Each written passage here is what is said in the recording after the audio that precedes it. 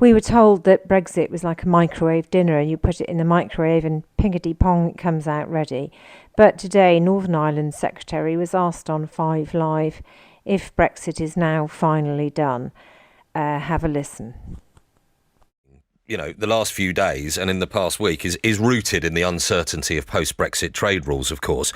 Boris Johnson told us all that he'd got it done. He hadn't. Rishi Sunak said he'd sorted things with the Windsor Framework. Turns out he hadn't. Now we've got these new arrangements.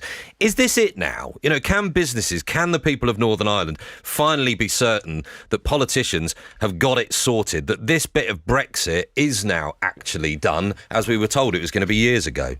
So, firstly, it actually is the basis of the Windsor Framework that has got to this solution. And because we now have a huge amount of data, we can actually make massive improvements as to what we're doing.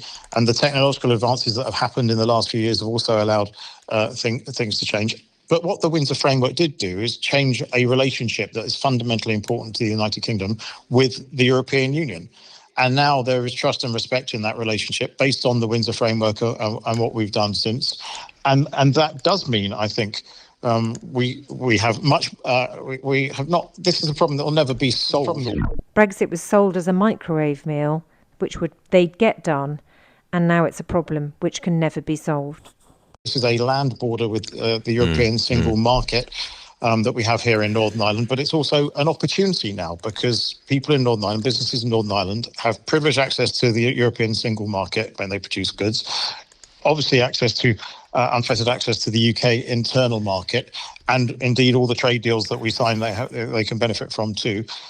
Hard to imagine that Northern Ireland's farmers are excited about the Brexit trade deals, which open up their market to huge quantities of Australian and New Zealand meat. So Northern Ireland, which has been a nation that's been behind in economic development over so many years for obvious reasons, I think really can surge ahead now. Yeah, but that's interesting that you say it's a problem that will never be solved, that you're acknowledging that, because that's not how it was sold, was it, initially? 8 years of uncertainty, that wasn't part of the sell at the time. We were told it was all going to be so simple. Yeah, well, if you want to go back into the days of Brexit... this is what's causing all of this, and why we left... the European Economic Community, which is what we entered, did morph into something that we didn't like and wanted to leave. So things change. And I'm just saying that actually I think we've got the right solution. We have got the right solution for now. I can see it lasting for an extremely long time. But I'm not naive enough to think that things won't change again in the future, in decades or further down the line. And in Northern Ireland, you absolutely always have to have a historical perspective as well as a vision of what goes forward. Otherwise, you will get caught out. Let me just ask you about the financial package, because that was the part of the deal of getting power sharing up and running was that £3.3 billion would come from the Treasury. And already you've got political figures in Northern Ireland saying it's not going to be enough. Is that?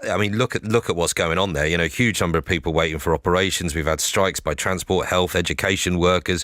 The DUP saying that the package will only cover public sector pay awards for 1 year. Is that the final amount on the table, or is there room for negotiation on that? Yeah, that is it's a fair and generous package, and I think people across the United Kingdom will think £3.3 billion is a very generous package. So lots of things out here are based on what the Northern Ireland Fiscal Council have worked out. It's headed by Sir Robert Choate, and they said in a report back in May 23 that based on their calculations that the relative level of public spending in Northern Ireland per head of population, which is 23% above England in 24-25 on current plans, is currently broadly in line with relative need. Right. This package we've put on the table is above that. So that is it. That is it. Final offer.